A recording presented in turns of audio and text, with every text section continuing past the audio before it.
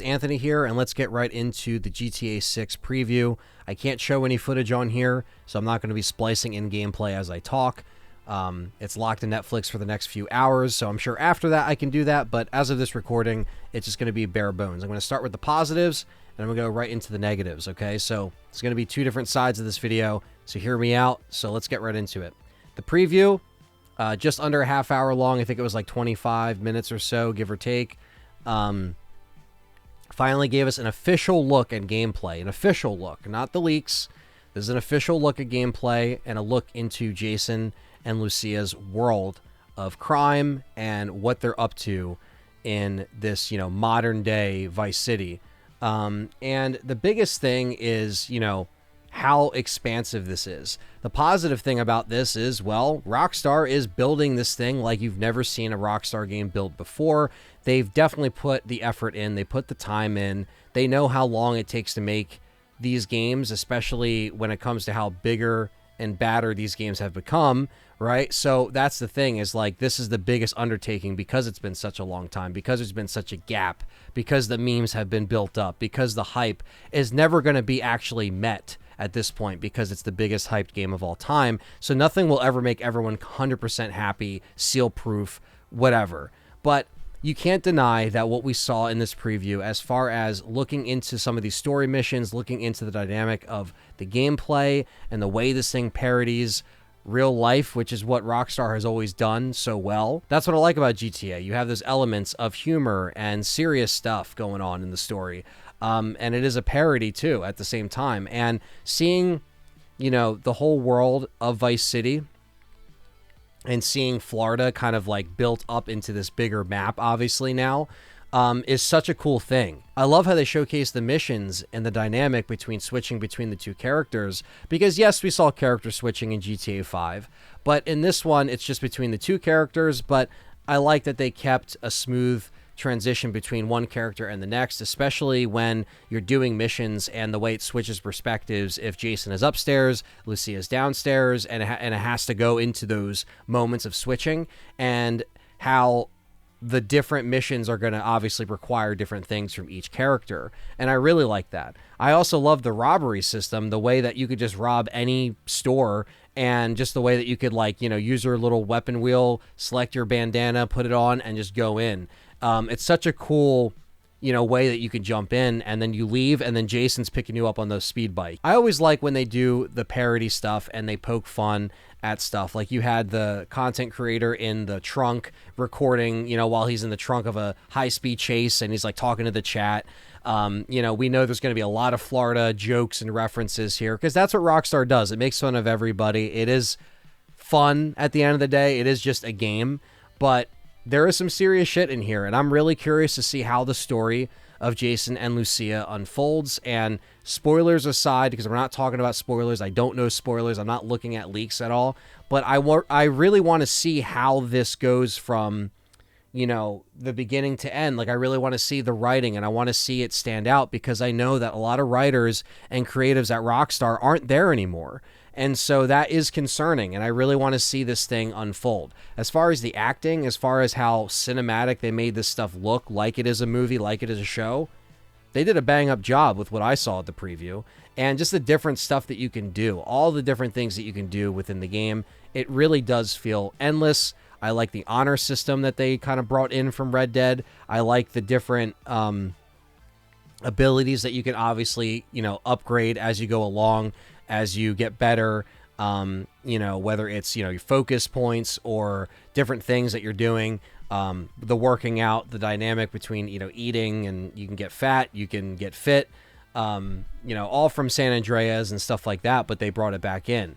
And again, lots of great stuff here, and the music sounds awesome. I like the soundtrack. Definitely fits, almost feels like an 80s Miami Vice kind of episode. And maybe that's what they were going for, and that's cool. I like all that stuff. All the little details and the attention to detail not getting overlooked is really the biggest thing. So I am a fan of that. I think that's great. So let's get into the negatives, because this is where a lot of people will turn off this video, and that's fine. But I'm just being honest as a consumer and as a fan of Rockstar and GTA, just period, overall.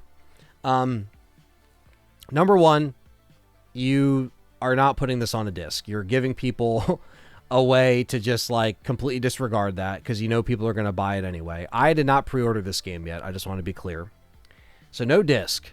The second thing is your pre-order rollout process was garbage. This should have came out the day of your pre-orders to really sell the game because you were selling people on a game just off of you're going to buy it anyway, bitch. That was their mindset.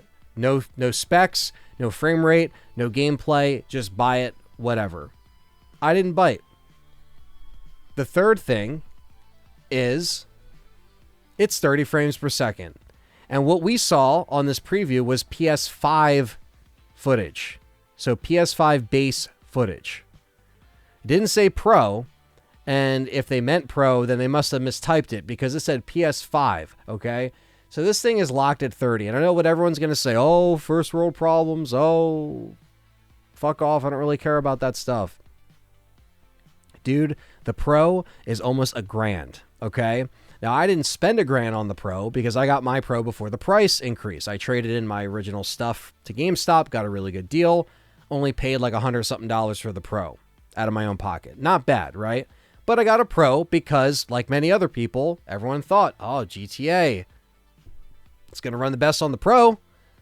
We didn't even get specs yet. As of this recording, there is no specs. And if there is that drop as of this upload, then I'll have to probably make another video. But there's no specs. And from what we saw, it looked like it was in 30 frames. Some people don't care, and that's fine. If you want to buy it because it's still digital, you don't care, or you don't care about the frame rate, you can vote with your wallet, do what you want to do. But I am not sold on GTA 6 for console. That's where I'm at. Just not sold on it for console. Not if it's 30 frames. Unless they come out with pro footage and say, listen, you have an option between, you know, cinematic or performance, and you get that on pro with VRR or something, then yeah, maybe I'll take a look at it. But like, they're not getting my money until it's on PC. I'm not saying I'm never going to buy the game. I'm not saying the game is going to be trash. I am just saying I am very disappointed with Rockstar with what they're doing to consumers recently. So while you have all these great artists and all these great developers that have worked on this game that have probably put blood, sweat, and tears, time, money, energy, everything into this thing, what are we doing? You're charging $100 for the premium edition on a Pro and it runs in 30 frames. It's the idea of just like what is that, you know? So if that's the case, I will simply wait because I can, and I will just get it on PC. Until I hear otherwise, unless they come out and say, hey, here are the specs for the Pro, it's going to be running, you know, in 60, even if they said 40 frames, I still wouldn't bite at 40 frames, but 60 frames, you got me sold. But in 2026, on a PS5 Pro, what the fuck, man? Not only that, but you gave us the middle finger. You didn't put this game on a disc at all. Okay? Even if you couldn't fit the fucking thing on a disc, give us the option to get rid of it if we wanted to. Okay? This is the problem with Sony right now. Okay? It started with Rockstar.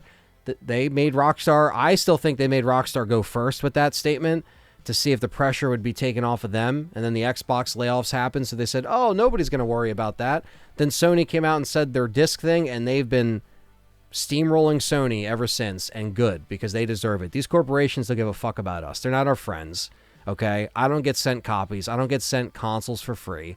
I pay for this shit. So if I'm voting with my wallet and I paid for a Pro and it doesn't run in 60, yeah, I'm not going to buy it. I'll just wait for PC. I know I'm going to be waiting a couple years. I'll wait. I'll be the fool that waits. Go ahead. Play it. Play it in November. Enjoy it. You deserve it. You've waited a long time to play GTA. You play it. You don't give a fuck about frames? Cool.